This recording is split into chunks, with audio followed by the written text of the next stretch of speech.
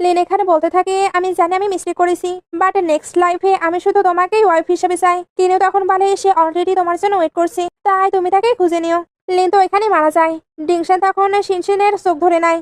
ইয়ান এবার আবার পাগলামি স্টার্ট করে। ডিংশন তাই তাকে পুলিশের হাতে তুলে দিতে বলে। ডক্টর এবার চেক করে জানায় লিন তো মারা গিয়েছে। কিনিও তখন কান্না করতে থাকে। সিন কাট হয়ে হসপিটালে চলে আসে। ডক্টর শিনশিনকে চেক করে জানায় সে ঠিক আছে, বাট তাকে অবজারভেশনের জন্য 2 দিন এখানে থাকতে হবে। এখন সকল প্রবলেমই তো দূর হয়েছে। ডিংশন তাই কিনিউকে আবারও ম্যারেজের জন্য প্রপোজ করে। কিনিউ এতে অবাক হচ্ছিল। ডিংশন এবার তার ফ্যামিলির সঙ্গে কিনিউয়ের মিট করাতে চায়। কিনিউ এতে ভয় পেয়ে যায়, বাট তাকে মিট তো করতেই হবে।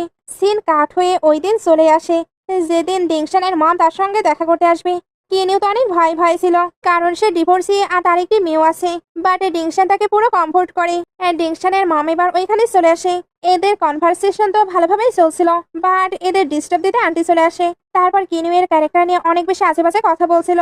মম এবার কিনিউকে সবটা এক্সপ্লেন করতে পারে, বাট কিনিউ সবটা কিভাবে মমকে এক্সপ্লেন করবে, এই জন্য ডিংশনের সঙ্গে রিলেশন ব্রেক করতে চায়। তখন শিনশিন সামনে চলে আসে। তারপর ডিংশনের মমকে জানায় তার মমের সঙ্গে ঠিক কি কি হয়েছিল, আর লেন ফ্যামিলি তার মমকে কিভাবে টর্চার করেছে। ডিংশনের মম এদের সবটাই বুঝতে পারে, এই জন্য উনি এদের রিলেশনকে অ্যাকসেপ্ট করে। আর শিনশিনকে পেয়েও অনেক বেশি হ্যাপি হচ্ছিল।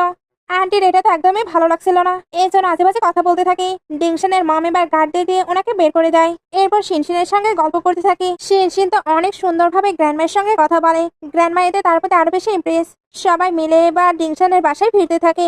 কিনিউ এখন অনেক বেশি হ্যাপি ছিল, কারণ তার রিভেঞ্জ তো কমপ্লিট হয়েছে। আর ডিংশনের মতো এখন সে একটি লাইফ পার্টনারও পাচ্ছে। এখন সে শুধু হ্যাপিলি থাকবে। এমন একটি হ্যাপি হ্যাপি মোমেন্ট দেখে ড্রামাটি শেষ হয়ে যায়। ড্রামাটি ভালো লাগলে লাইক কমেন্ট শেয়ার করবেন। এতক্ষণ সঙ্গে থাকার জন্য অসংখ্য ধন্যবাদ।